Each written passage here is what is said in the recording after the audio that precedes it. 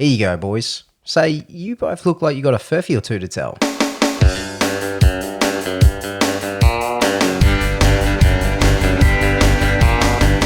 G'day everybody and welcome to Crackin Furphys, the podcast where we crack furphies over some cold ones. I'm your host Drew Agnew and joining me along the bar is my good mate Daniel Treadray. Dan, how you going? I'm not too bad this week. A bit warm in this, finally some seasonal weather, but this cold beer I've got here is going to go down very well today. Absolutely. How are you doing this week, Drewby? Oh, better than last week, Dan. Feeling a bit more upbeat. I can actually introduce the show without sounding too sad. Don't have to get Ash to do it this week. Speaking of Ash, I don't know where the fuck that man is. He introduces the show for 1 week and he just gets the cold feet and he runs away. Yeah, I don't know. Anyway, regardless, he will be missed along with Tom. They both have something going on this nice sunny weekend. Personally, for me, I went outside for lunch today, and it's a beautiful day. I'm like, what a great day to stay inside and have the curtains down. What a great day to stay inside and play video games or set up a new laptop, as you might have been doing today. Yeah, I've just been playing around with my new toy, pretty much, just putting on some programs. It's really satisfying because I feel like you put on a lot of stuff you end up never using. You know, there's only like a handful of stuff you ever probably use on your phone or your laptop, but it's just you end up filling it just with a lot of shit. Oh yeah. This app could be useful. Never uses it. I remember takes up half the storage space, and then it's just bloatware.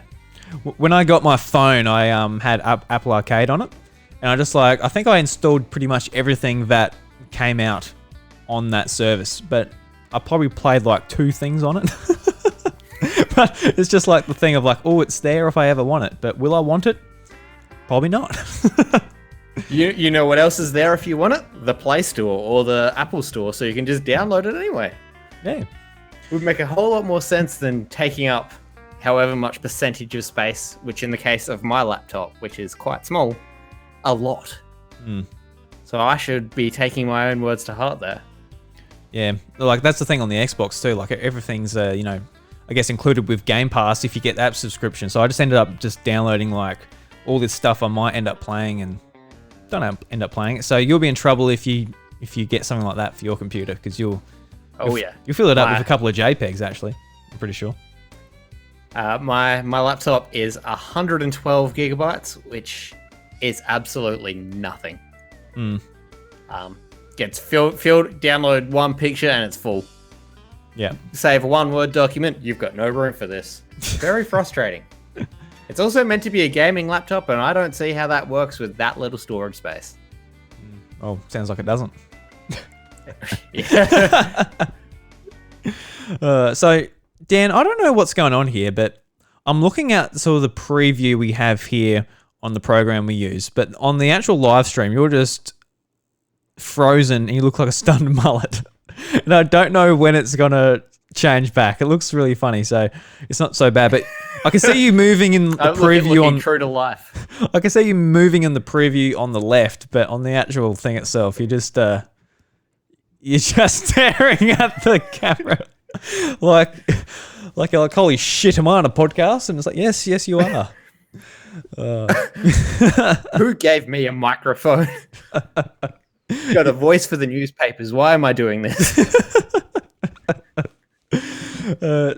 Yeah. Anyway, anyone that's can see the videos, Dan's just looking really looking shocked. But for you listening on the audio, it's not like such normal. A big deal. Well, this could just be a case of good old Millicent internet because everything's fine for me, but yes, it will be a case of Millicent apparently internet. Not down on your end. There's so much trouble the Millicent internet brings us, and you know when we're watching stuff on Netflix and that, it's just like I can't see anything in a dark scene. It's just that blurry, and stuff like Disney Plus actually works really well. Like that seems to load in HD. Actually, speaking of what, Dan, you need to pay for this month of Disney Plus. I've top that card up, so it should be all good to go.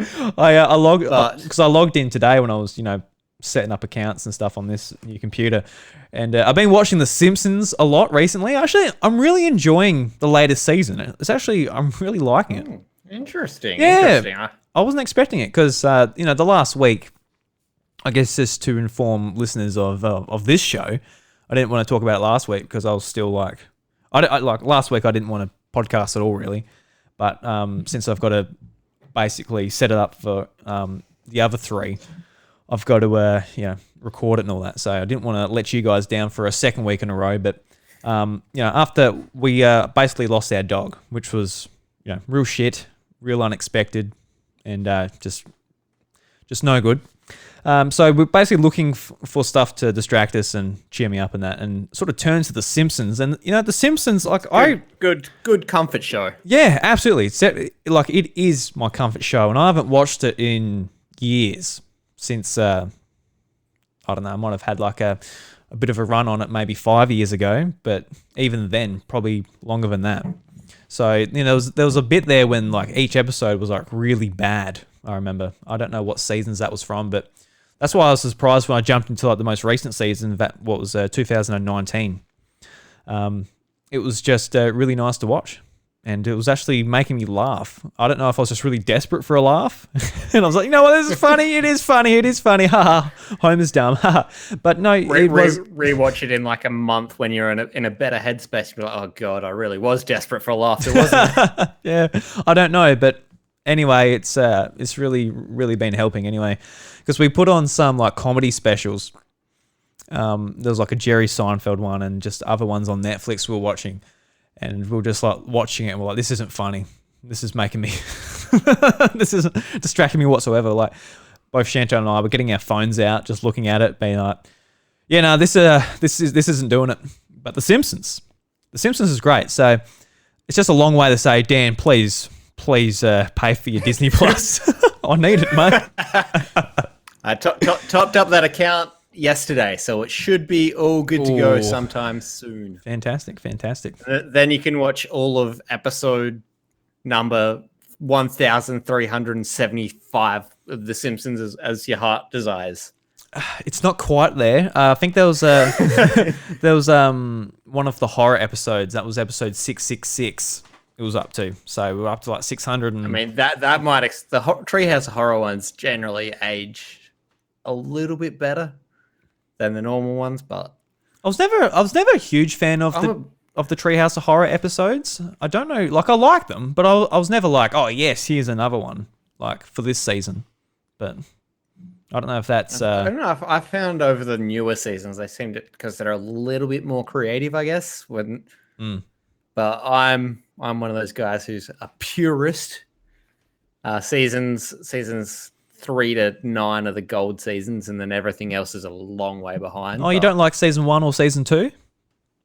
They've got some good moments, but they've also got some really rough moments and the voice acting's just not quite there, and the animation's not quite there. And but when Homer wants to take everyone out for some frosty chocolate milkshakes. Oh, but that's so funny though. That's just such a dumb trope. It's like, what the hell? Come on, Bart. Let's go have some hot frosty chocolate milkshakes. And just like even the shorts before it was like an actual proper show was it the Tracy Ullman show? Was that Ullman? Like I love them too. When I was a kid, I like downloaded them all and put them on USB and tried to watch them on my iPod and stuff. Even I found them funny. There was one when Bart was trying to, I think Homer asked him for a bologna sandwich, and he just got like fishing bait and put it into a sandwich and gave it to him. He's just like chewing on it, and it's like got like the most gross animation of him chewing on this fishing bait, and it just really stuck in my head. So no, I love season 1 because I had season 1 and season 5. And I watched season 1 like through all the time because I had it on video, so I couldn't just select episodes. But season 5, I got sick of it real quick because I watched it to death. And whenever it came onto TV, very understandable. When it came on TV, I'm like, oh, it's season 5. I'm not watching it tonight. I was that sick of it. And Channel 10 would always flog The Simpsons because that's one of the few shows that they had. Yeah, I don't mind if they flogged The Simpsons. I would have watched it. Oh yeah, all day. I wouldn't have gone to school if they had it on during the day. I think they played it for like 2 hours a night, 5 days a week, and then you have a couple episodes of Futurama as well because they didn't have anything else to show. But no complaints. The Simpsons got me into Neighbours because of its time zone. Neighbours coming on like straight after at 6:30, and I still remember the episode of Neighbours where there was a plane crash and like a family died. I'm like, this is pretty fucked up, and that's when I got into it. That doesn't narrow it down for Neighbours. I'm pretty sure that happens like every season. Yeah, it probably does. Like, obviously, I'm not keeping up with what's his name? The bad guy, Paul. You probably don't know what I'm on about. Paul Robertson. Yes, Paul Robertson. What a mean man. He's got money and he's gonna get you. Paul Robertson, eh? Bloody Paul. Rich people named Paul, just the absolute worst. Oh, yeah. Even I'm not going to go there. I don't know where I'm going with that joke. But anyway, Dan. So we've got some drinks here at the bar. You always seem to bring something interesting, which seems is that like your quirk? Is that the thing you go with? Like, if you just like rock up, say, "Hey, I just wanted the Great Northern today." Does that mean you've lost your sort of your personality trait here on the show, or that means there's an imposter in my seat, and you guys should ask me to blink if I need help or something. Yeah, well, at the moment I can't see you blink. You're literally still staring at me like a fucking drongo. This week, I got a. You might not even be able to see this. A Shifty Lizard session. I can see it in a little preview on the side. No one else can, though. So you will have to be very, very deliberate with your choice of word to describe the palate and the flavor of that. It's in a yeasty, nice sky blue and black can. It's a local brewery in Wollonga. 1.2 standard drinks. Mm-hmm. Smells like a beer.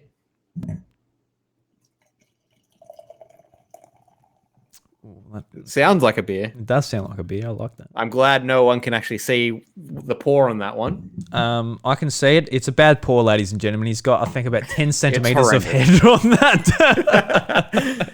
Well, let's just say I would make a shitty bartender.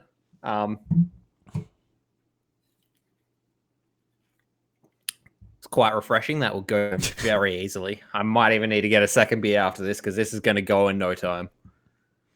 They're the best, though, aren't they? Fruitiness to it. Like the beers that just like taste nice, and you can just sink them nice and quickly. Like you don't want to get paralyzed on them. There's I know we're here in Australia. We don't want to embrace that culture of binge drinking, but just some nice beverages to enjoy. It's all good. Now that head's looking all right now. Much better. That's looking better. So you let it settle a bit. You can be a bartender yet, Dan. You can get a weekend job still yet, mate. As long as they don't judge me on my first pours, it's all good. I failed my job trial right there. Yeah, no, we can't waste that much fucking beer, man.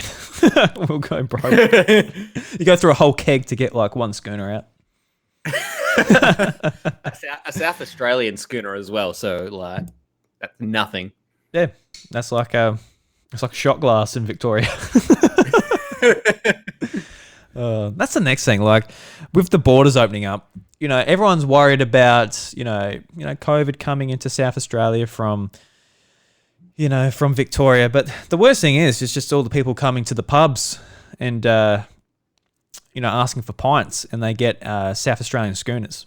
That's gonna be the worst thing to come from all this.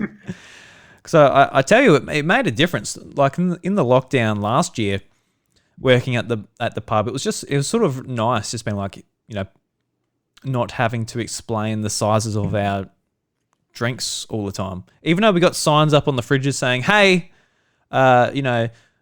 this is a schooner, this is a pint, these are the sizes. Enjoy, order your beer." But people like everyone knows drunk people can't read, so that's the problem with that. But even when they first walk in and they're completely sober. Victorians can't read? Yeah, sure. We'll go with that. I mean, I'm not the strongest reader either, but I can read a sign that says what the drinks are. But A pint is the big one. but not big enough for a lot of people. Like, I want a bigger one. It's, oh, fuck me. I don't know. That's called an imperial pint. I don't know. Who cares? Anyway, I've got a Carlton Dry. And after hearing your pour... The last one for your oh, God. Almost lost that one. It's a boy. It was a boy. Now... It's a biff. I thought these would be kind of recent, but after that froth up, I'm a bit concerned now. What's the use by date on these? Because Dan knows very well that, like, the use by date on my drinks in my fridge could be anything, because I don't drink a whole lot at home. I think I brought down a slab of Furphy one time that stayed in your fridge for around a year. Yeah. And that's when, like, Ash came over, last weekend, and he was going to leave some drinks in the fridge. I'm like, no, don't, man. I probably won't get to them. Well, unless he wants to keep recording at your place, in which case they might go through. But that would require a certain circumstance. Yeah, I think it actually might be a bit foxy. It doesn't taste that nice. Oh dear. Yeah. It's open now. You can't waste it. I've got to drink something. I mean, it's not like it's going to poison you. It's just malt, hops, and yeast, but Yeah, well, look, not going to be great. Look on the bright side. I've done at least one thing right. It's cold, and it is fizzy, so I can't complain too much. It is wet as well. It hasn't Nice dried. and carbonated. Yeah, it's not just flour left over. All right. So now we've got some beers. I think it's time to crack some. I reckon. Let's try and crack some Furphys there, Dano. So who's going to go first? There's only two of us. It's been a long time since I've done an episode just with two people. This might be the first one, apart from some of the test ones we've done a long time ago as well. Well, a while ago. I'm happy to jump in first since you're doing the hosting jobs. Oh, sure. All right, Dan. Ladies first. All right, now. All three of these stories come from the Northern Territory News. Okay. Except for one, you bloody cheeky bastard. It's up to you to pick it. Abducted. I'm not quackers, but aliens stole my feathered friends. UFO cut off my car. Northern Territory woman claims alien hoons and UFO shaped like Ford station wagon cut her off. Okay. And out of time. Darwin police arrest man claiming to be a time traveler here to warn us of aliens. Oh, fuck you, Dan. So they're all from the Northern Territory with people claiming they've seen aliens. How am I going to guess this one? There is no way. It's like, well, this lady has a very good point, and that's very plausible, and I'm just going to nail it. Jesus Christ. All right. So more information on all of them. I'm going to need to listen to how each one is written, but you're a good writer as well, so you're not going to fumble anywhere. I'm actually quite disappointed. Ash and Tom aren't here to hear the best of the Northern Territory news. Well, they're busy tending to their Hot Wheels collection. You know, you got to polish it every couple of weeks, otherwise it'll rust. So true, it's true. Abducted. I'm not quackers, but aliens stole my feathered friends. Alien forces are behind a series of strange duckling disappearances in the Northern Territory, and nurses claimed. About 2 months ago, one of Humpty Doo nurse Desi Friend's ducks went missing. Then another and a third, until a total of 8 ducks went missing from her locked yacht. Mysteriously, over the course of 2 weeks, one by one they disappeared into thin air, she said.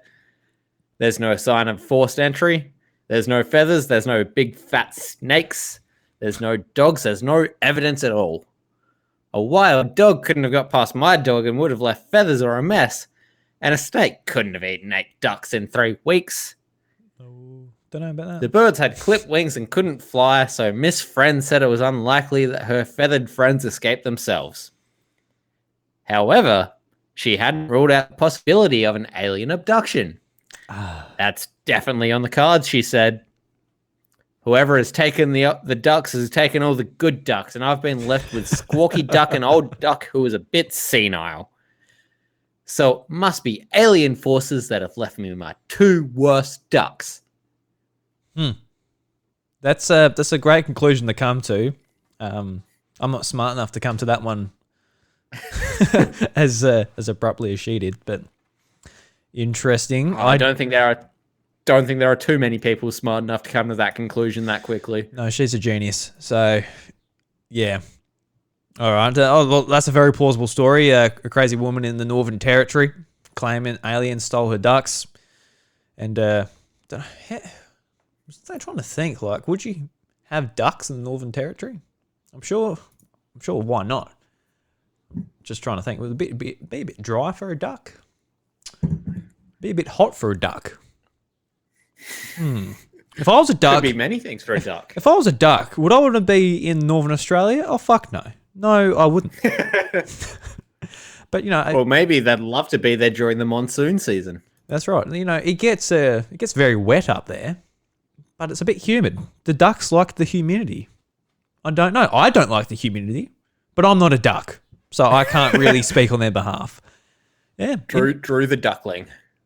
All right, story number 2. UFO cut off my car. Northern Territory claims alien hoons and UFO shaped like Ford station wagon cut her off. A Northern Territory woman claims she was cut off by 2 alien beings in a spaceship shaped like a Ford station wagon before it took off, surrounded by green, blue, and red flames. Her amazing tale was just one of the stories to emerge after public broadcaster the ABC opened up the airwaves in the Northern Territory to UFO believers. Betty from Alice Springs said her close encounter occurred in 1969. She was driving 12 miles south of Aileron towards the northern city of Alice Springs at 4 a.m. with her 6-year-old daughter when they saw the vehicle flying alongside us. Ooh. We saw these 2 figures inside this thing. It looked like a Ford station wagon with the windows. It came in front of us really quickly. Her daughter then said, there's nothing to be afraid of. I said, why did you say that? She said, I don't know. It just came out of my mouth. And as I was talking, the whole thing took off like a shot out of a gun. And there was all this green and blue and red flames or lights all around it. I'll never forget it. Another caller, Dennis, said his sighting was shared by a crowd of people on the Dripstone Cliffs, 61 miles south of Darwin at sunset. A mate and I were looking down the beach and saw this orangey pink light progressing towards us. No sound at all. We just watched in silence as it cruised on past the casino. Right. Yeah, sure. Move on to the next one. We'll have a bit of a yarn about it. I'm Darwin police arrest man claiming to be a time traveler here to warn us of aliens. Northern Territory police officers have had a strange encounter of the third kind last Saturday, where they arrested Tom Troughton for public disturbances and drunkenness in Parrap. Tom Troughton? Mr. Troughton was arrested at 7:45 Saturday evening near the Parrap village markets, where onlookers said he looked to be in a panic, rushing around and yelling at the top of his lungs. When arrested, Troughton then asked to be taken to the Chief Minister of the Northern Territory and was claiming of an alien invasion in the next 5 years. One witness, Billy Eccleston of Larrakia, said that Troughton grabbed him by the shirt and looked extremely alarmed. He said, we need to get out as fast as we can. They're coming, before running away and tripping over a nearby table. Whoops. He looked like a drunk. Police were on him pretty quickly. Still not the weirdest thing I've seen, though. Police took him to the drunk tank for the night, and Troughton was released the next morning. Mr. Troughton has a history with the extraterrestrial. He called in a UFO sighting over East Point in 2011 and claims he was abducted by aliens during a trip to Tennant Creek in 2014. Okay. Well, Dan, after the readout of the stories, I still got no idea which one. Like even the ones that are true stories that you've gone and found, they're still a bit fucking bullshit. So, so I don't know how I'm gonna like pick out the Stories with aliens in them are bullshit. I never. Yeah, well, I'm like, look, I'm not against aliens. I'm not saying that there's nothing out there. I'm not saying that nobody's crazy stories aren't true or believable. But when when you put them together with a story like this, where you've actually got to like go, all right, so some people are making some real claims, but there is a story when someone's making a real claim, but Dan has made up that real claim and that person. We've got to go deeper. So I hope this isn't a trend, Dan, where we're like, oh look, there's a ghost hunter and he's found a ghost. But which ghost hunter is real? Was it the ghost hunter that went to Chicago, or was it the ghost hunter in Melbourne, Australia, or was it the ghost hunter in Darwin, Northern Territory? It's like, I don't know, Dan. I don't know. I'm very interested in ghost hunting, aliens, all these conspiracies. They're fun to watch. I've gone down rabbit holes many times on YouTube. But that has not helped me today. So let's recap here. So we got the ducks. Some crazy woman saying, hey, look, it couldn't have possibly... It wasn't a snake. Couldn't have been a snake. Gotta be. It's like, well, it could have been multiple snakes. It could have been multiple animals. It could have been lots of things. I don't know why you have to go to aliens. Why would an alien want your duck? Look, there's also reasons you'd want a duck. They're cute, for a start. Obviously, there's the eating of them. A duck, it's a lot of work for picking around a lot of bones and not that much meat, but it is a delicious bird, nevertheless. I just got to get inside your mind. Where would you go? Would you be like, oh, look, we've got to chuck the ducks in there for Drew. That's going to distract him and just throw him off course. He's just been focusing on these ducks. And I've got to say it's worked. I've been thinking about ducks the whole time. We've got the car story where she's like, holy shit, it took off. And it's definitely a UFO. So, I mean, are we missing context here? Was she high? So lots of other things. Because it sounds like she's high. It sounds like the car just sped off, but like all the lights and that are just blurred in her vision. She's like, oh my God, what is going on here?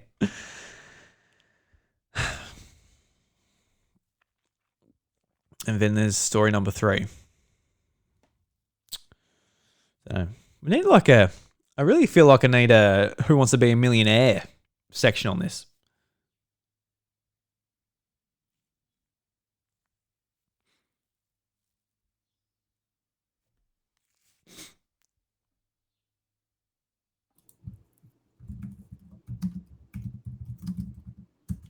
Still there, then? I am. Are you still there? I am. Yes, we're back. Welcome back. Welcome back, dear listeners. So, yes, I don't know. I'm going to take a shot in the dark, Dan, as far as this goes. I'm going to go story number... The ducks are calling to me, but I don't want to go the ducks. I really don't know. We're going to go story number 2. Why not? Shot in the dark. What have we got? Story number 3. Okay. So what should have stood out to me to make this one feel more fake, Dan, than the rest? Is there something I missed? Obviously there was. So let me know what the sort of the planning into this story you put into it. Well, I picked the first 2 stories. I was going for a Northern Territory news theme because they have some very interesting headlines over the years, such as front page news being a topless woman putting out a fire with her boobs.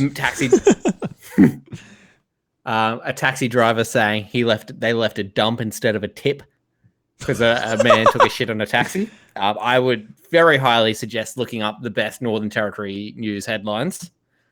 So I picked 2 that seemed interesting enough to try and trip people up. That seemed possibly fake.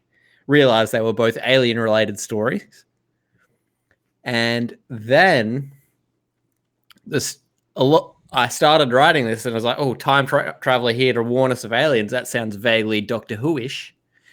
all the names involved in the story are related to names from the actors of Doctor Who. Don't watch Doctor I'm Who. not sure if anyone That's my would problem. actually have. I haven't watched it in years, but I was like, you know what? It fits this story. Mm-hmm. And it's probably a little bit shorter than the other ones, but also tripping over the table while he's running away. It's a good mental image. Right. Well, you got me, Dan. I had no idea from the very start. I'm like, well, kind of, yeah. Don't know. You got me. Well done. Well done. Ah, you see? frothy Now fur. that's a frothy fur. That was a frothy firth. Not quite as frothy as your paw before. I don't think there's much that is that frothy, to be honest. And then nothing's that frothy, mate. Nothing's that frothy. All right. Well, my stories, you'll probably get this one pretty hard. I reckon it's gonna be real hard for you, Dan.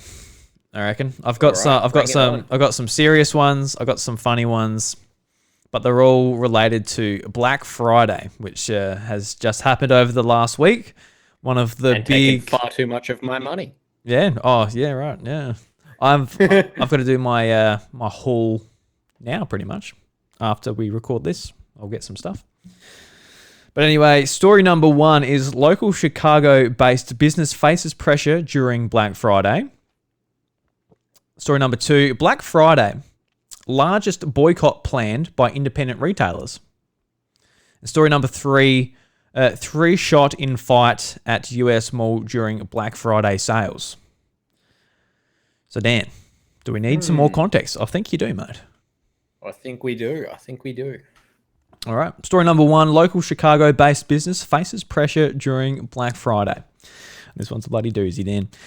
If you're after a good deal, the end of November is a good time to buy. Black Friday has become a tradition both in store and online and online, and thousands of people around the world are looking for a good deal on presents to stuff their family stockings with for Christmas. This can be extremely hard on local retailers, especially small family-run businesses. The pressure to stay competitive with massive conglomerates like Amazon in the busiest time of year can lead to some poorly made choices. Good Night's Sleep, a small Chicago-based mattress retailer run by couple Sal and Mike Pauls, made the baffling decision to price match other retailers, even the big wholesalers who undercut themselves. This led the small business to lick the sauce of baked beans and sell them as magic beans in the neighboring Target's car park. Quote, we really fucked the shit on this one. We thought it'd be a good idea to get people in the door, but we didn't realize it was an absolute fucking shit show on our bank account, and would see when we didn't sell the mattresses for any more than what we paid for them. End quote. And I'll leave the story there for that one.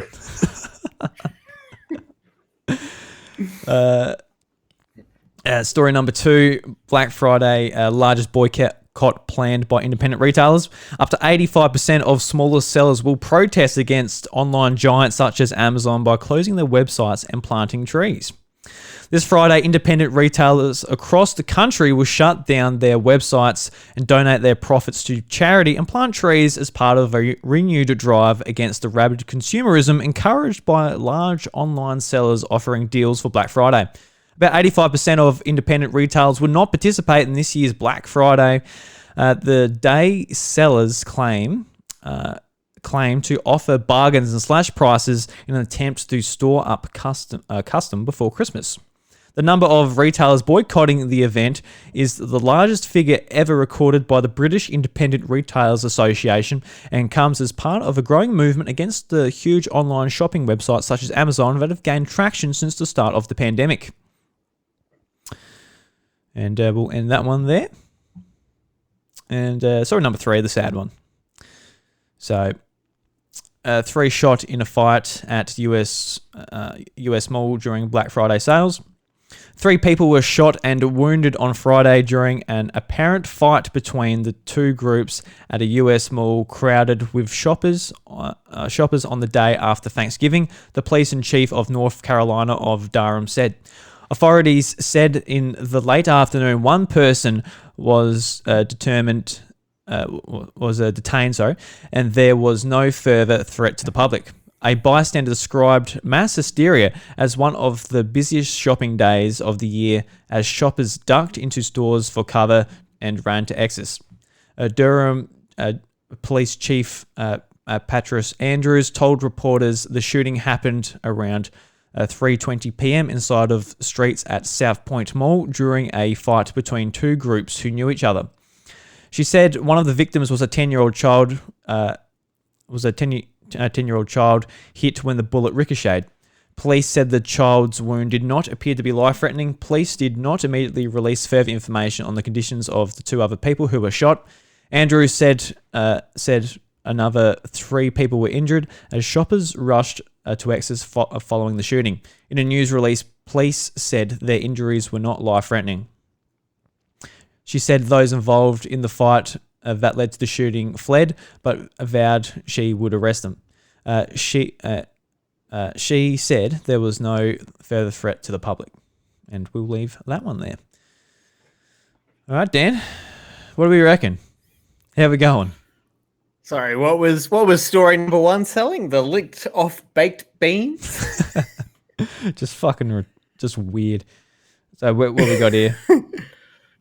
Got licked off baked beans and fucking shit, fucking this, fucking that.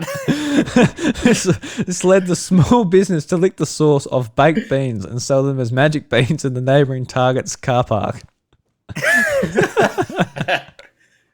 It's a very sound business model. I couldn't see how that would go wrong. Oh, they're obviously no good at running a business, Stan. I think that's the main thing about. They never know. They might sell someone a beanstalk by accident. Yeah, that's right. You'll get a good bargain if you actually get a magic bean, though. That's the thing. It's like a lucky dip. If you actually get the magic bean, you're set. You're going up, and then you climb the beanstalk without any climbing gear. You go up, you escape the giant, you take back the golden goose, you're set for life. Like that's a fantastic deal. It is, if it were true. Well, I reckon it could be, Dan. But story number 2, very believable. There's a very strong anti-consumerist, anti-capitalist movement going around. Mm-hmm. I think I've mentioned anti-work before. A lot of people kind of getting fed up with treatment of the little guy from these big giants, such as Amazon and Walmart. Story number 3, unfortunately, also very believable, considering gun violence in the US has and will always be insane. Mm-hmm. But yeah, I'm definitely gonna go. I'm definitely locking in story number 1. You see? Now that's a problem. So when I was writing about it, I tell you what, I just want to do a real easy one and just start it off just just normal, then just go into just bullshit and make it pretty easy.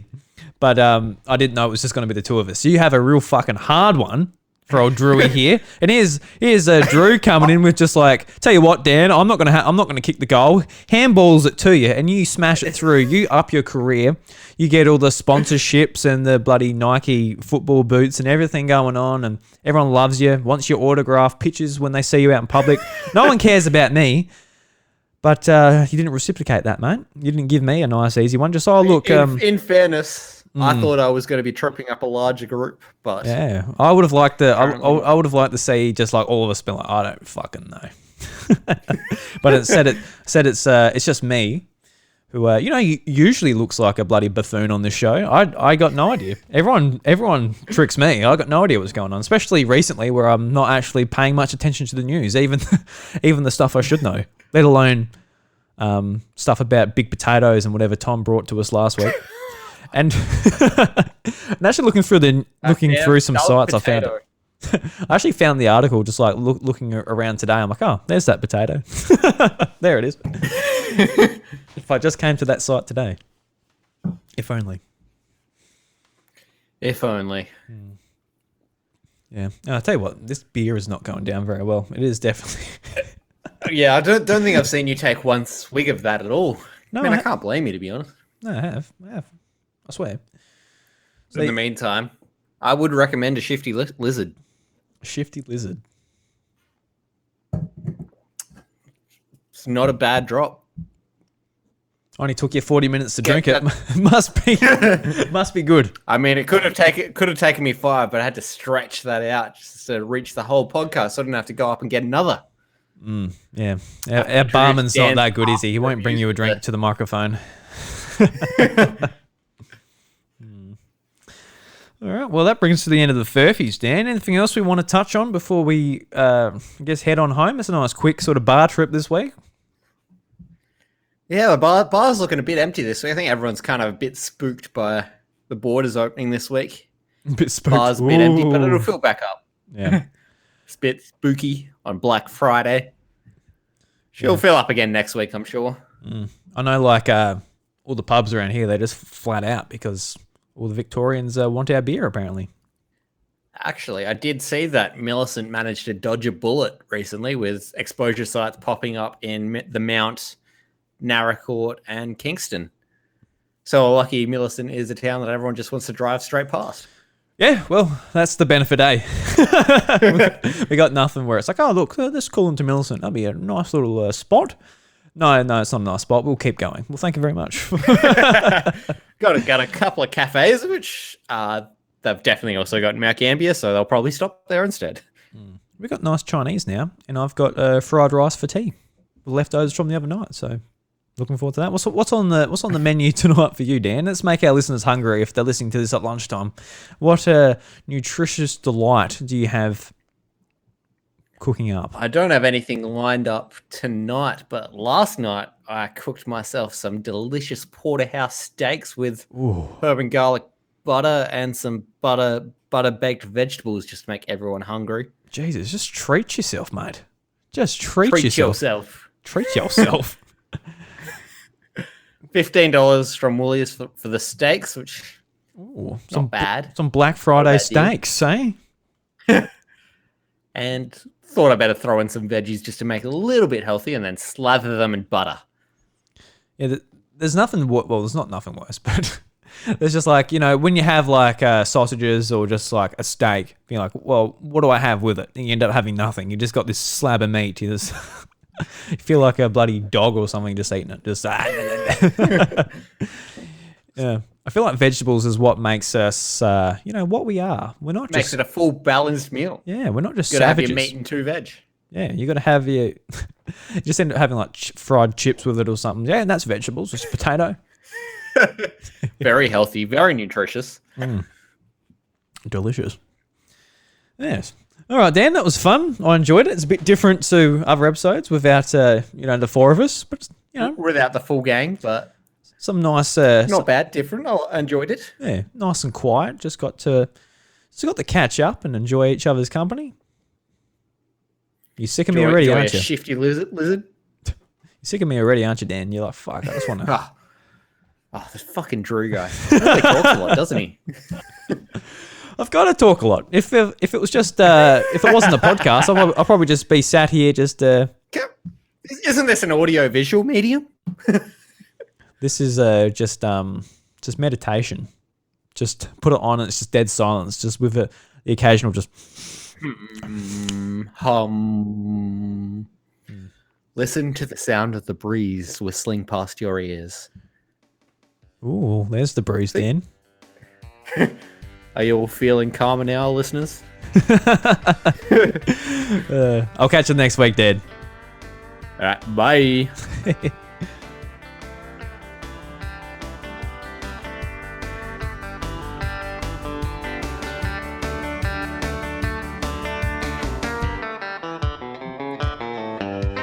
Dan bloody got me this week. What a bloody bastard he is.